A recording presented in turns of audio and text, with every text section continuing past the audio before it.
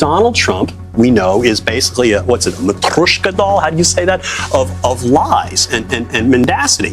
Basically, he'll lie, then he'll lie about lying, then he'll lie about lying about lying, and then he'll lie about lying about lying about lying. And that's what he does all the time. And that's what he's doing here.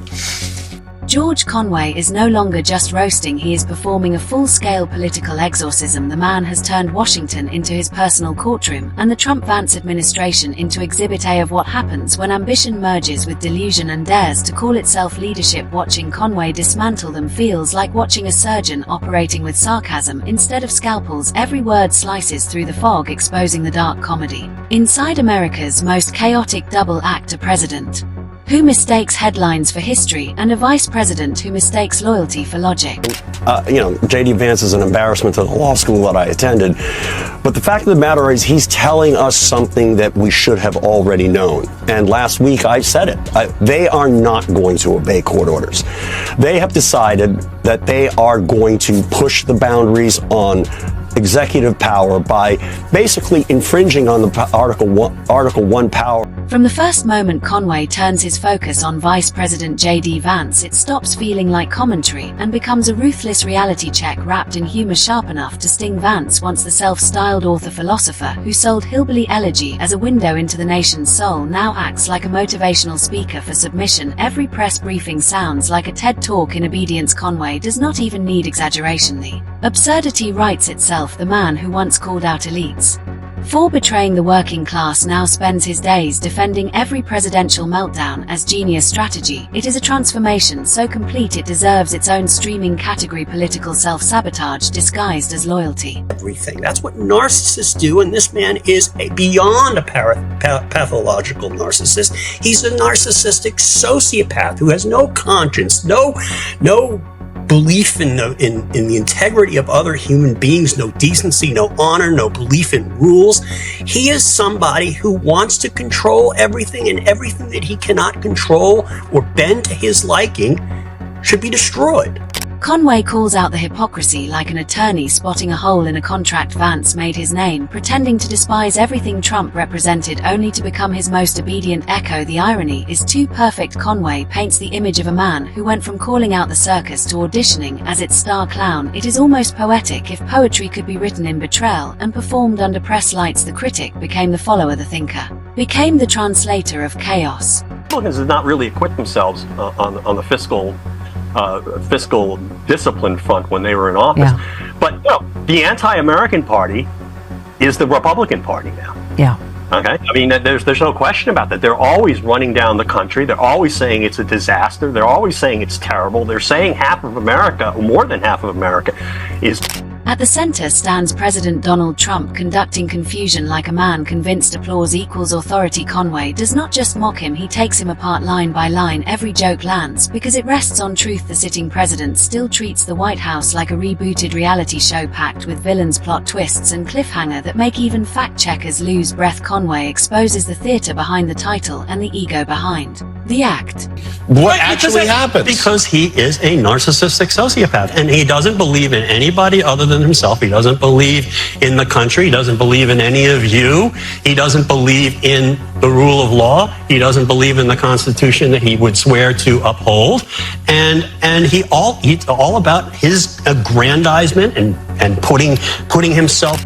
Conway barely needs to search for material. The 2025 presidency hands it to him every hour between the social media feuds and executive orders that read like rejected sketch comedy drafts. The Trump-Vance White House feels less like government and more like a late-night writer's room gone rogue. Conway thrives in this absurdity. Every contradiction becomes a setup. Every disaster becomes a punchline. Every press briefing turns into a blooper reel in progress. The presidency has become entertainment, and Conway is simply narrating the farce. And then your point about how that, there are all these issues about national defense. They don't want to defend the country. They don't want to defend our allies. They, all of these themes, and get out of people's business. I mean, all of these themes were Republican themes, and they are not anymore because the Republicans they hate the country. They hate people in the country. They want to basically destroy the system as it exists, and they want to basically tell people how they should live their lives, which has always been like, that's not what we're for, guys. Yeah.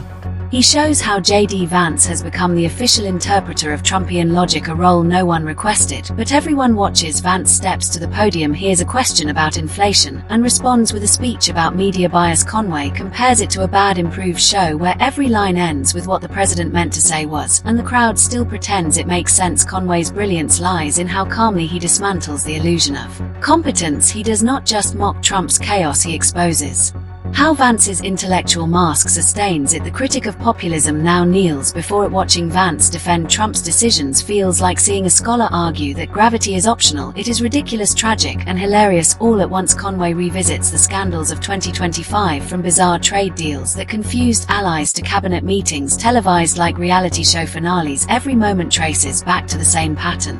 The president demands loyalty, and the vice president provides applause.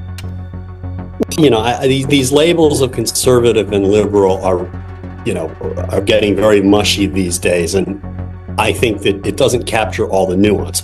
On conservatism, let's take foreign policy. I think now the people who are actually sensible on foreign policy are the Democrats. I believe in strong national defense. I believe in our strong alliances.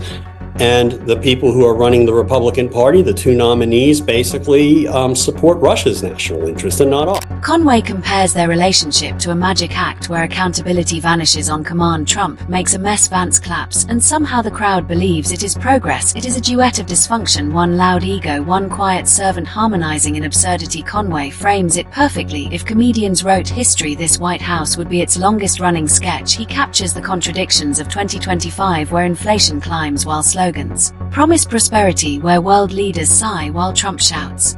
And Vance smiles, pretending it is strategy. The vice president, once the voice of forgotten Americans, now forgets his own convictions, serving as translator of tantrums. It is not partnership, it is captivity disguised as teamwork. I've been banging this drum, as you may know, since 2018 and 2019. I was talking about this guy being a narcissistic sociopath, and that came about because I was trying to figure out, what is wrong with this guy? Yeah. There is something fundamentally wrong with this guy, and it's not just he's crazy, because he's crazy.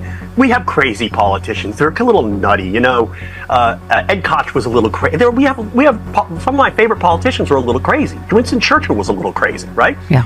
There's something different about this crazy, and it's not a good crazy. It's not something that...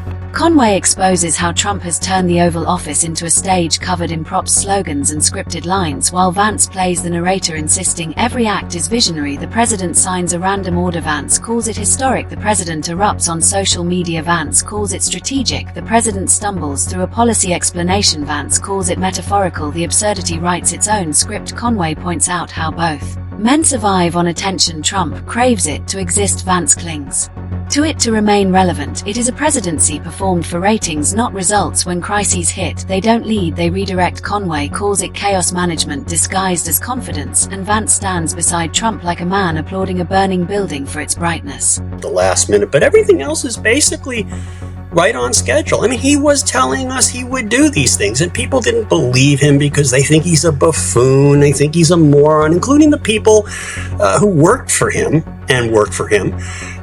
before, and people who voted for him. He just blows smoke. It's like, no. He's programmed this way. He's a sick man.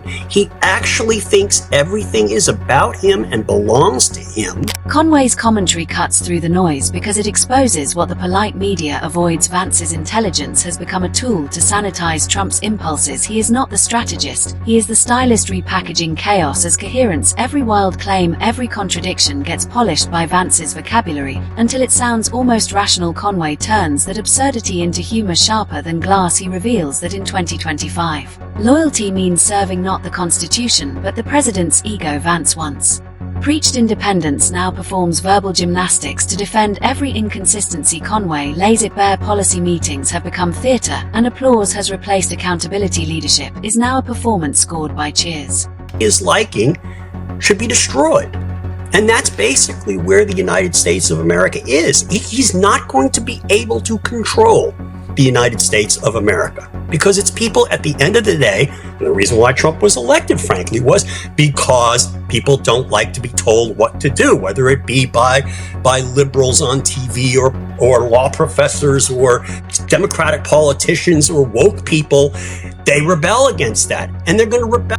In the final image, President Trump still believes he is rewriting history, while Vice President J.D. Vance still pretends it is profound. Trump looks into cameras, convinced that applause equals legacy, while Vance nods beside him, defending failure as philosophy. Together, they perform a routine so repetitive it barely resembles governance. Conway does not need to shout, he lets absurdity convict itself. His humor becomes the scalpel cutting through vanity and noise, exposing the fragile ego behind the show. The laughter that follows is not cruelty, it is clarity. It is therapy for a nation exhausted from mistaking chaos for charisma. When the act finally ends, Conway leaves no illusion standing. He does not just roast Trump and Vance, he dismantles the myth, reminding everyone that history forgets theatrics but never forgives delusion.